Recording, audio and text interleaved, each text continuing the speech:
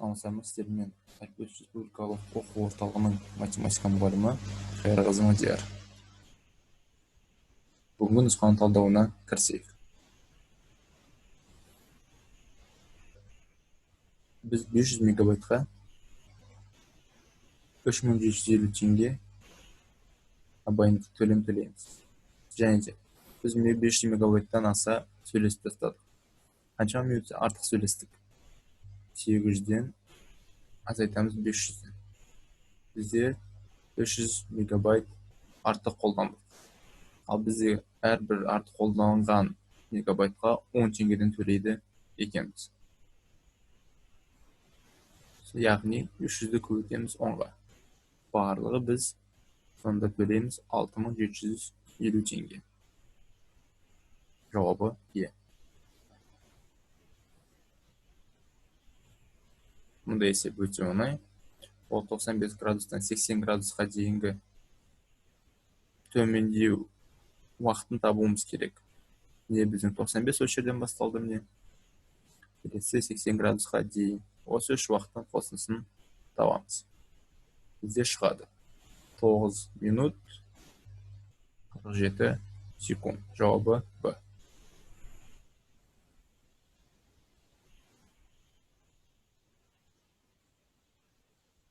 Бізде тағы да 280 минут сөйлескенге алынады екен 500 теңге. Біз оны сөйлесіп тастадық. Және де біз барлығы 800 минут сөйлестік. Оның 280 кетіп қалды тарифный план бойынша. 520 минут бізде артық сөйлесілді. Ал әрбір минутқа бізде қаншама теңгеден кетеді? 3 теңгеден кетеді екен. Көбейтеміз 3-ке. Сонда 500 қосылған 1560, сонда шығады 2060 теңге. Жауабы С.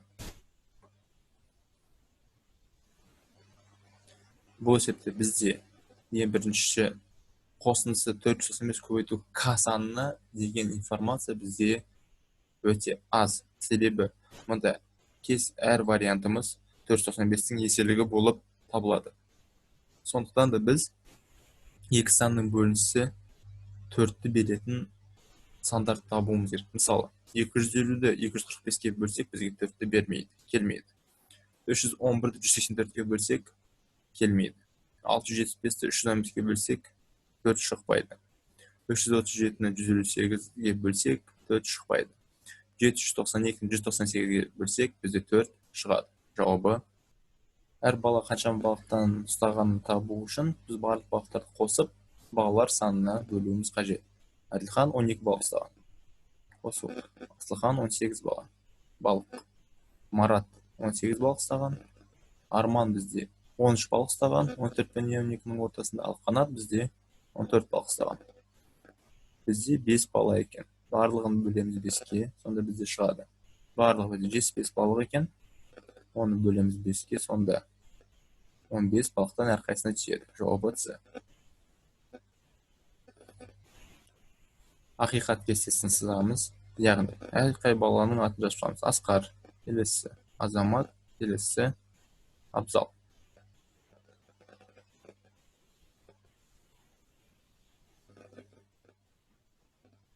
Ал мұнда әрбір спорттың түрін жазып шығайық.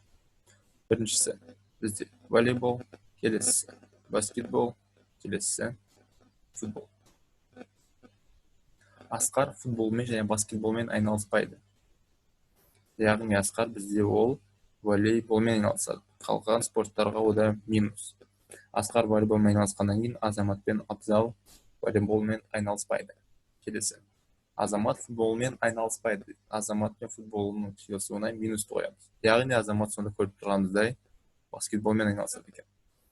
Абзал сонда баскетболмен айналыспайды, және волейболмен айналыспайды, яғни ол айналысады футболмен. Бұл жауапқа бізде сай Б варианты. Азамат баскетболмен, Асқар волейболмен, және де Абзал футболмен.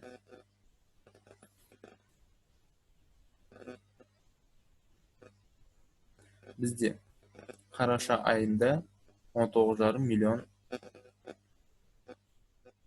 адам болған екен. Маусым айында көрейік қанша болған бізде. Маусым айында бізде 16,5 миллион болған. Сонда азайтындысы бізде болады 3 миллион. Жауабы Д.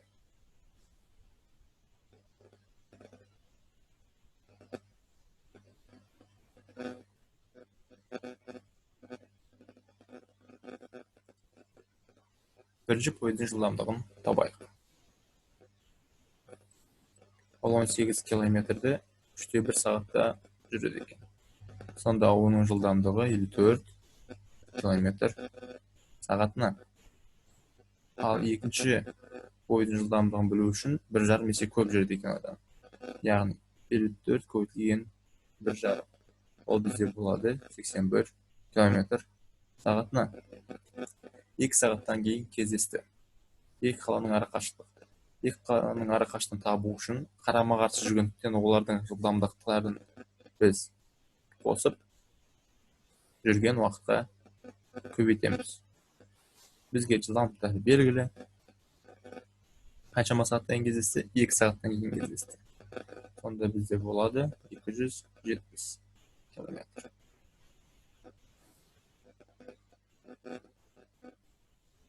Келесі жауабы С. Мұнда есеп өте оңай. Бірінші ең аз уақыт бізде 15 минут. Келесі аз уақыт бізде 1 сағат 20 минут. Келесі уақыт бізде 5 минут. Барлығын қосайық, шығады сонда 1 сағат 40 минут. Жауабы С.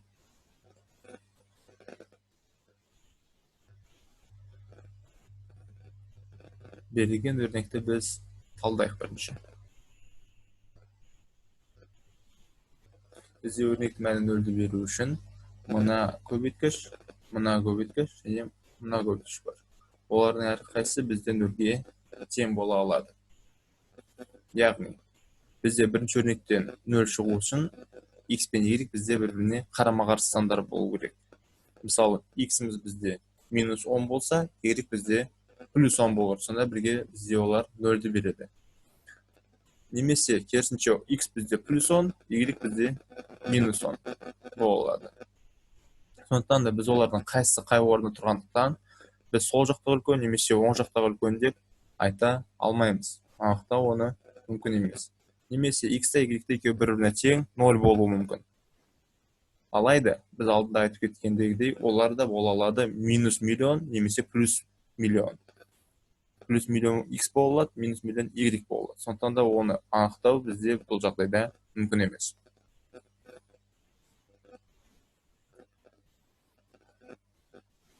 Бізде барлық ромбтар 5 ромб бар екен. Оның ішінде боялмағаны 2. Сонда ол бізде x-қа тең. Ал бізге табу керек x қосу 1-ді. Сонда 5-тен 2x-тің орнына қосу 1 болады 5-тен 7. Жауабы Б. Бірінші банкте бізде $1 ол 300,7 теңге екен. Екінші банкта $1 қанша екенін білу үшін біз 5790-ды бөлеміз 20-ға. Сонда бізде шығады 289,5 теңге $1. Үшінші банкта 4518 бөлеміз 15-ге. Бізде шығады 301,2 теңге. Ең арзаны бізде екінші банк. Бізге бірақ білу керек $10 сомасын. Сонда 289,5 теңге көбейтемін 10-ға. Шығады 2895 теңге. Ол жауабы Б.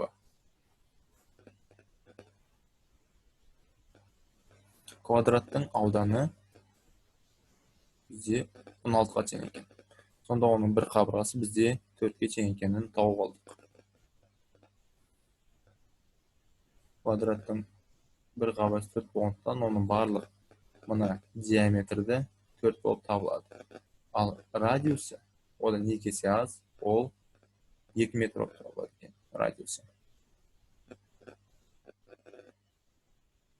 Мына шеңбердің ішіндегі. Сонда осы шеңбердің бірінші ауданын тауып алайық. S тең болады R квадрат. P деген 3,14, көбейтеміз, радиусымыз 2 метрдің квадраты. Сонда 3-14-ті көбейтеміз 4-ке, болады 12,156 метр квадрат. Осы тоқтай шеңбердің ауданы. Егер де осы квадраттың ауданын біздің шеңбердің ауданын алып тастайтын болсақ, мына сыртта штрихталмаған фигуралардың толық ауданы шығады. Сонда 16 метр квадрат азайтылған 12,156 метр квадрат бізде шығады. 3,144 метр квадрат. Бірақ осындай фигурадан бізде 4-еу, 1-еу, 2-еу, 3-еу, 4-еу. Соның біреуі ғана бізде штрихталған екен. Соның біреуін ауданын табу үшін біз осы толық ауданды 4-ке бөлеміз. 3-44 бөлеміз 4-ке. Шығады 0,186 метр квадрат. Жауабы А.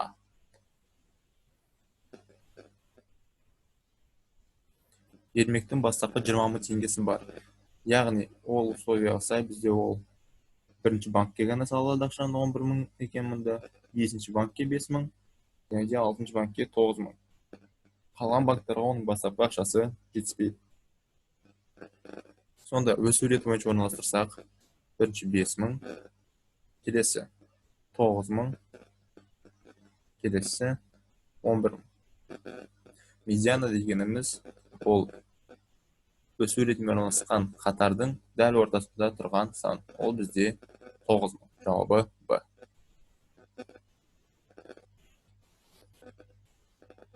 Сары түсті емес шарлар саны 25. Яғни қызыл шарлар мен жасыл шарлардың қосындысы бізде 25 береді. Келесі, қызыл түсті емес шарлар. Ол бізде сары және жасыл түсті шарлар 23 екен. Осыны қолданайық, азайту. Қызылдан азайтамыз сарыны, жасылдан жасылдатсақ, жасылдар жойылып кетеді. Болады екен тең 2-ге. Келесі информация. Келесі жасыл түсті емес шарлар, ол бізде қызыл мен сары шарлардың қосындысы 20 екенін білдіреді. Екеуін қоссақ, 2 қызыл, сары мен минус сары мен плюс сарыны қосқанда жойылып кетеді, тең 22-ге. Сонда қызыл шарлар бізде 11 екен. Онда сары шарлардың түсін анықтайық. Мынадан анықтасақ. Сарылар тең болады екен 20-дан азайтамыз 11-ді 9-ға тең. Жасылдар санын мынадан анықтасақ. 23-тен азайтамыз 9-ды, болады 14. Сонда жасыл шарлар бізде 14, сары шарлар бізде 9. Жауабы Б.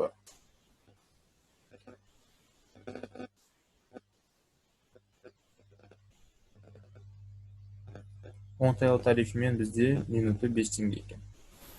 Яғни біз 200 минут сөйлестік, 5 теңге көйтсек, 1000 теңге екен. Сонда төлейтін сомамыз. Айына 1100 теңге. Және бізде минутын сөйлескені 0 теңге. Айына 1100 теңге төлейміз. Ал бізде мұнда 40 теңге күніне төлейміз. Бірақ бізде айына қаншама күн екен білмейміз. Бізде ең аз ай күні ол 28 күн. Сонымен санап көрейік. 28-ді көбейтеміз 40-қа болады. 1120 теңге. Яғни бізде айда 28-ақ күн бар болатын кезде февральда. Соның өзінде бізде ең үнемді түрі оңтайлы тарифі болады. Және де 1000 теңге болады.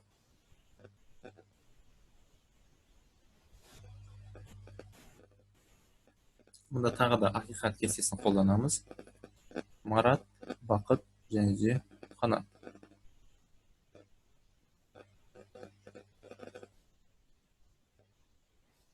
Және фамилиялары. Имашев, Саматов және Ғаниев. Бізде айтады, Марат Ғаниев емес, минус. Бақыттың әкесі дейді, инженер. Бақыт 6-шы сыныпта оқиды. Ғаниев 5-ші сыныпта оқиды. Бізде Бақыт, значит, Ғаниев емес. Бізде Ғаниевте 2 минус, плюс бізде, значит, ол Қанат болып келеді.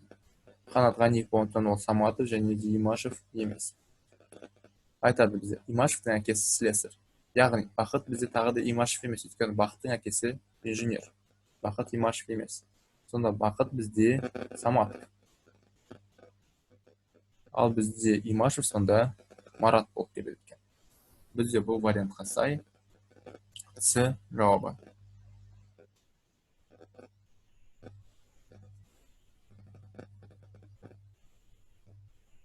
Бізде барлығы ең басында 81-де 92 балл алған екен орташа көрсеткіштері. Енді бізде ол көрсеткіш төмендеп қалды. 78-де 24-ге дейін көрсеткішке дейін. Көбейтеміз 100%-ға. Яғни бастапқы барлық балдан қарағанда 78-де 24 қаншама балл, қаншама процентқа бізде құрайтынын көрсетеді. Жуықтап алғанда ол бізде тең болады 95,5%-ға тең. Яғни бастапқы бізде 100% болған, ол бізде 81-де 92. Енді қазір бізде 78-де 24, оның 95-де 5%-ын құрайды екен. Сонда бізде қалды 4,5%. Яғни біз 2011 жылдан қарағанда 2015 жылы осы көрсеткіштер 4,5%-ға төмендеп қалған екен. Жауабы Д.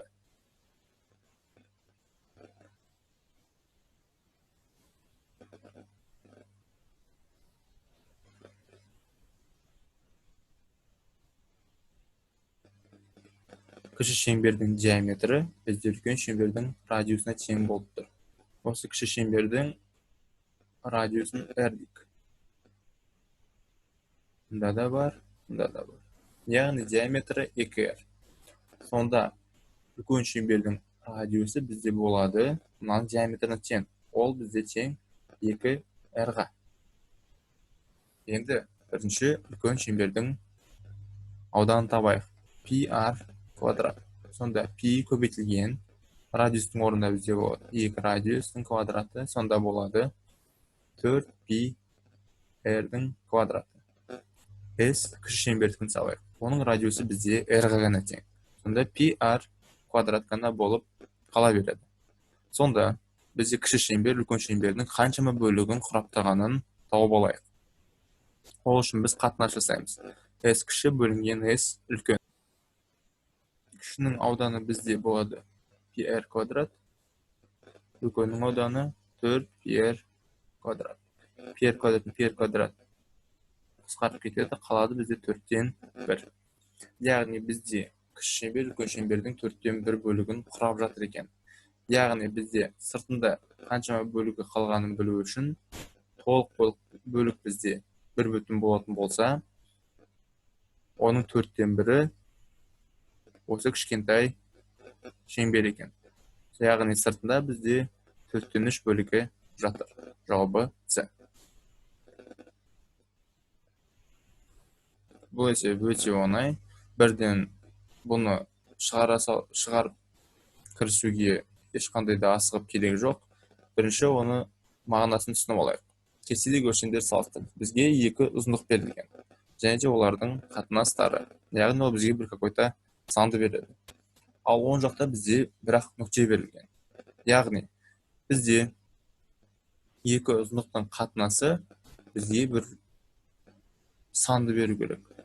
Ал А деген нүкте бізде тіпті мұнда жоқ та, яғни оның А деген точканың ұзындығы жоқ. Бізде яғни оның ешқандай өлшем бірлігі бізде жоқ. Оны мұна берілген бөлшекпен мүлдем салыстыруға келмейді, мүмкін емес. Жауабы Д. Сіздермен болған Мадияр ағай, келесі тесттерде сәттілік.